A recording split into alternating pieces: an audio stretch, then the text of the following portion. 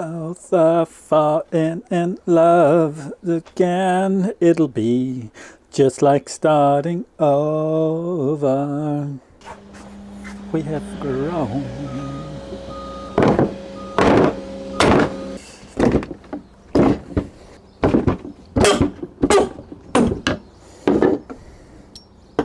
How we doing? We're good? We're good? Yeah, we're good. Okay. Feels like I should have done something else. You'll bang it. We're soft glue. It's a soft glue. Hello, my name is Sebastian and welcome to Rin Furniture. Today we are going to be refinishing a bedside table. We have switched gears from trying to make the finger joints.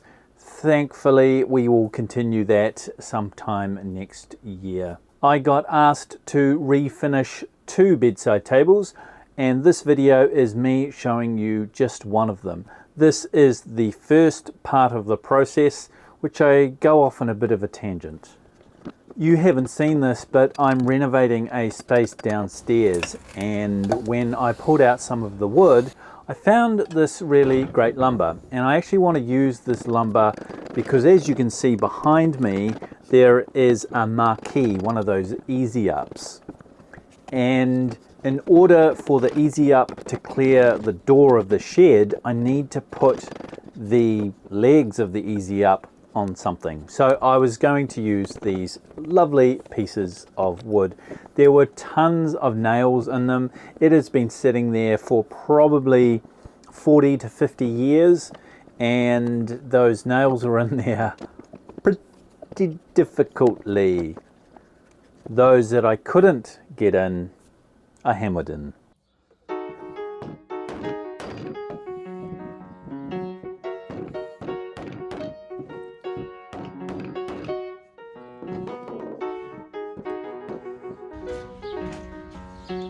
I'm measuring the gap between the ground and where I hope to put the feet, and then I'm transferring those marks to this piece of wood.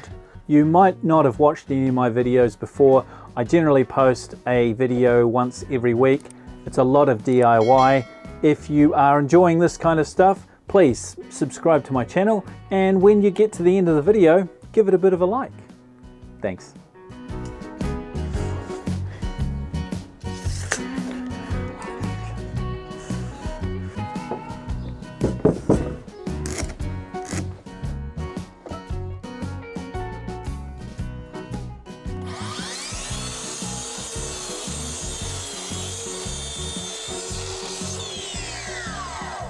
I cut off the first piece of this wood and I noticed something quite strange. There was this figure in the wood. Not a person, but a really compressed grain. And it looked really nice. And I decided at that point that I probably shouldn't cut this piece of wood up.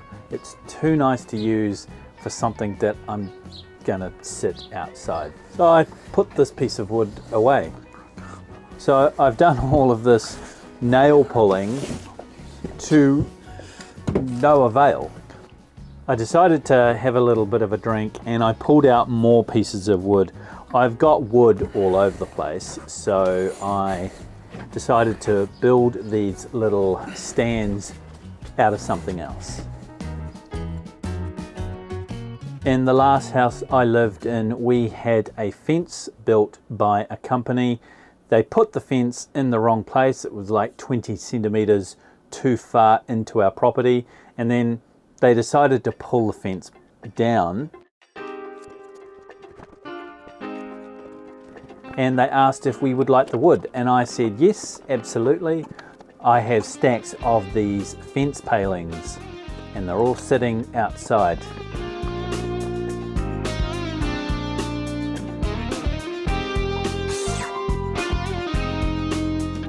This is pretty good stuff to use. It is actually treated lumber. It's nice when you can just fire through cutting pieces of wood and have it stack up really quickly. Initially I thought I would just screw them all together, But after I actually did that, I realized I probably should fill them with concrete. Now I haven't done that yet because that's a whole different thing, because I kind of made them wrong. You can't fill them with concrete by the way they look right now. Concrete would just fall out. Maybe that's something I'll do later on down the track. I have a builder's pencil. It's essentially a retractable pencil. It's got quite a thick lead on it, and obviously you can take these leads out and replace them. The cool thing about them though is that when they go, obviously they go round and you need a sharp point, you can just push out a bit of the lead, and incorporated into the pencil holder is a little sharpener, and you can basically just sharpen them, and that's kind of what I'm doing there. And then you just stick this back in there and off you go.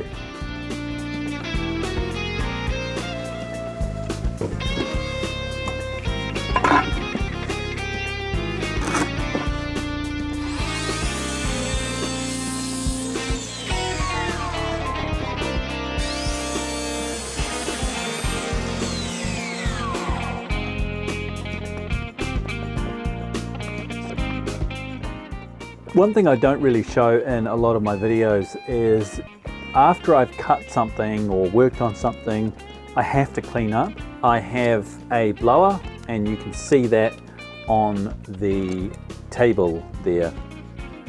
And I use that blower quite often just to clear all of the dust away, so I'm not breathing all of that in.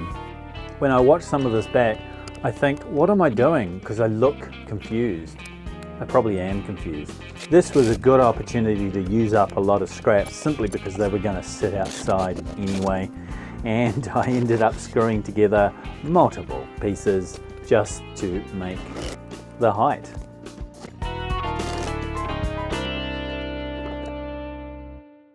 And then I had lunch.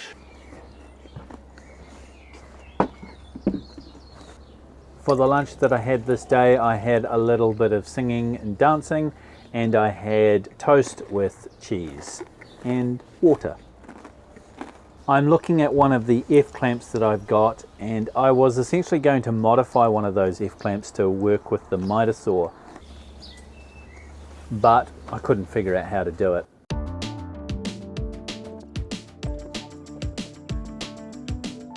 After I finished eating, I started back on these stands. They took a lot longer than I wanted them to. I essentially wanted to just make them up really quickly and then carry on with what I was attempting to do. But they took most of the day.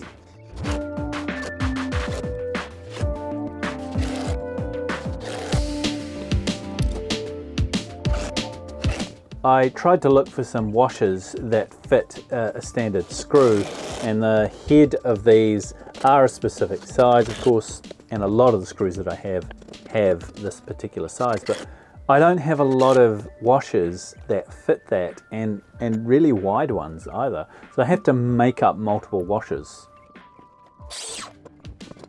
Down one end of the deck is 2 stairs, and those 2 stairs required me to build another platform. I actually ended up building 3, but this is one of them, and that's where I keep going when I leave the camera. I'm actually trying to fit it and put it in place.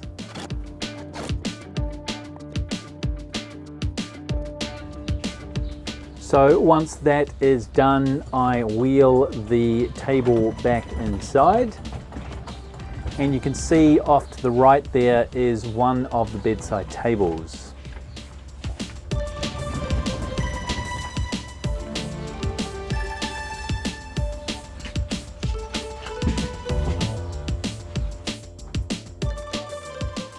And you can see the stain has come off the top of this bedside table. The rest of it is actually quite okay. I put on some new sandpaper on the sander.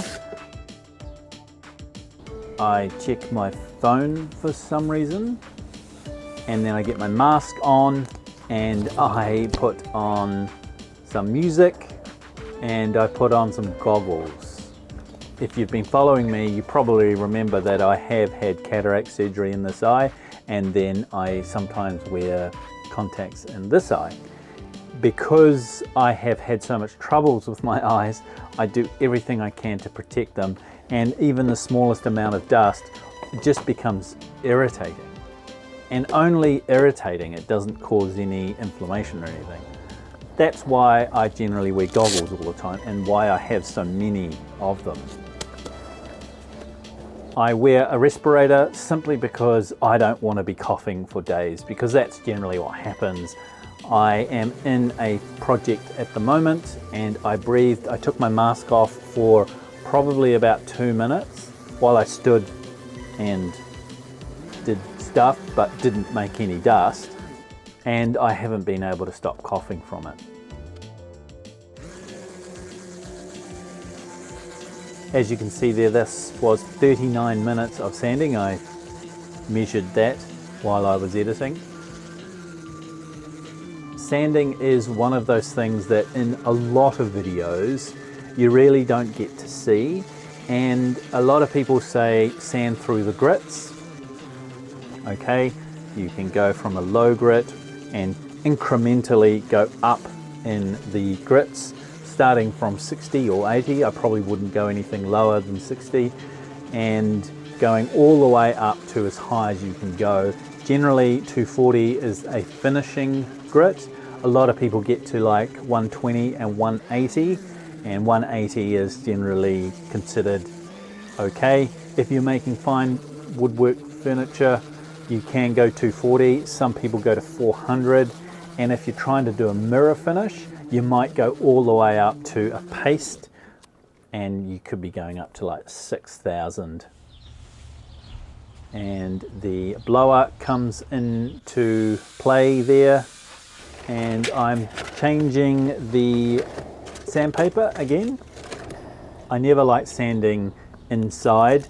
The dust goes everywhere, and of course you have to wear protection.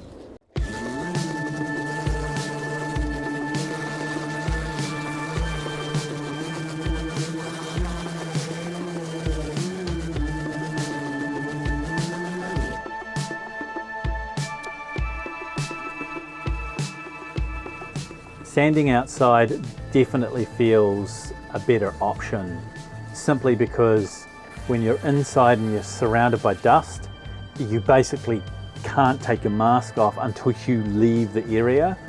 And on this day, it probably was about 22 degrees, so that's quite warm for doing this type of exercise. And I'm underneath this marquee, which does trap a lot of the heat. The annoying thing about this marquee is it's blue, which hopefully I will talk about a little later in subsequent videos. And I did say subsequent videos. I think there's probably going to be a few more, simply because there is a lot that I do. It's a lot of finishing.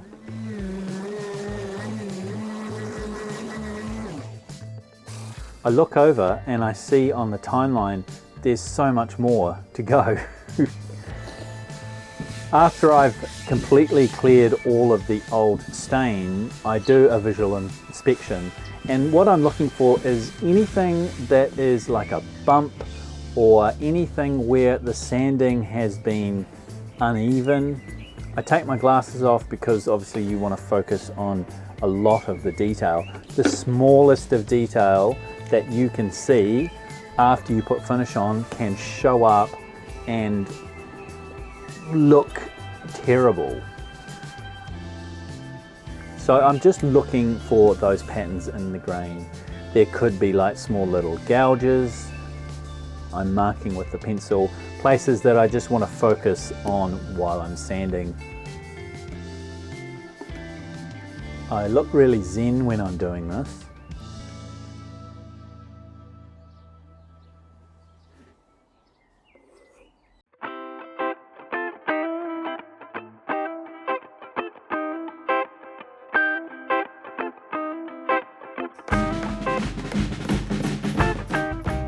changing the grit again. By this time I'm probably going right up on 180 or 240. I have a box that I put all of the sanding paper in, and it's a bit disorganized. I would like to build some sort of sanding paper station, but I don't really have the space. You see, this comes in handy all of the time. I was told by someone that you probably shouldn't spray this on your skin, and mainly because you can force air into your capillaries, into your bloodstream. I don't know how true that is. I have not researched it, but I am a little cautious. As you can see, the front of the bedside table is relatively okay. I do an ocular pat down. If you've ever watched It's Always Sunny in Philadelphia, you'll know what I'm talking about. So I wipe down the surface. I should be using something better than an old t-shirt. And then I fill in all of the holes. I did this in 2 stages. What I do is I fill it all in, and then once I've filled it in, I let it dry, as dry as I can get it. And then once I've done that, I sand it down again, and then I go back over with the wood filler. And I do that because sometimes you just don't fill it well enough, or maybe you do too much, and then when you sand it down it hasn't dried enough, and then it kind of curls up and it gets all rough. And because this has got to be a very nice finish, you don't want to skimp on this. So do a couple of runs of that wood filler just to make sure that it is really, really perfect. And then the old blower comes out and I blow everything. I'm smiling at that comment. It's really good for tools, to clean out tools. You probably have to be a little bit careful for bearings because you could push dust into bearings. But I haven't had any problems, and I've been blowing tools for see, even my watch told me that I've done something wrong, for a number of years now, and I haven't had any major problems, except with the table saw, which I don't know whether that was the blowy Metron thing. And then I do a vacuum, and outside you could just leave everything, but then you just have dust go everywhere, and it is outside and people are walking by. So I do my best to vacuum, and I vacuum in between the slats on the deck, simply so that when that wind does sort of come up, you don't get a big whirlwind of wind.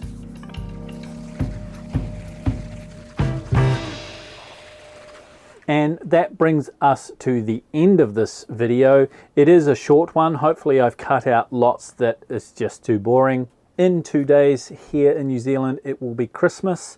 I am going away for a few days, but I'll be back and I will get next week's video up, hopefully on Monday New Zealand time, if not Tuesday. I'm currently very sore at the moment because I have been working on a renovation, which I'm filming as well, and that will be something that you'll see possibly in January or February.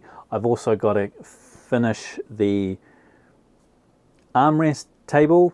I've got 2 other things that are sitting there that I'm working on, and downstairs in the house I'm doing some renovations down there, plus I'm also digging this large channel. So I've got a lot of stuff that I'm doing next year, and you will be coming along for the ride. I'm not going to show you what's coming up next week simply because my brain is just not quite there. So I will leave it right here. Have a wonderful Christmas, have a wonderful week, and I'll see you next week.